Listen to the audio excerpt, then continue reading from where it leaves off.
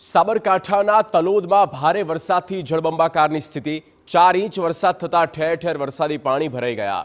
ગોરા ગામે ભારે વરસાદને પગલે ઘૂંટણસમા પાણી ભરાઈ ગયા છે। ગોરા ગામની આંગણવાડી પ્રાથમિક શાળા મધ્યાહન ભોજન ખંડ પાણીમાં ગરકાવ થયો છે। મધ્યાહન ભોજન અને આંગણવાડીમાં રહેલો અનાજનો જથ્થો પલળ્યો છે। બાળકો માટે પ્રાથમિક શાળા અને આંગણવાડીમાં રજા જાહેર કરી દેવામાં આવી છે। સાબરકાંઠાના તલોદમાં ભારે વરસાદ થયો અને પાણી જ પાણી થઈ ગયું। તલોદ બજારના કોલેજ રોડ પર આવેલા સ્ટેશન રોડ પર પાણી ભરાઈ ગયા છે। પ્રાથમિક શાળા કમ્પાઉન્ડમાં કેડસમાં પાણી ભરાતા હાલાકી વધી છે। વરસાદી પાણી ભરાતા શાળાના બાળકોને રજા આપી દેવામાં આવી। શાળા સહિત બજારના રોડ પર પાણી જોવા મળ્યા। તલોદના અનેક વિસ્તારમાં પાણી ભરાવાને લઈ સ્થાનિકો પરેશાન થયા છે।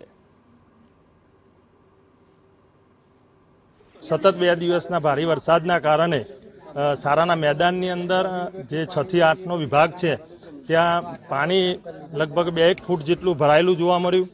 એની અંદર આંગણવાડી આવેલી છે, બાલવાટિકા આવેલી છે, જેના કારણે પરિસ્થિતિ એવી હતી કે બાળકો શાળાની અંદર આવી શકે એમ ન હતા।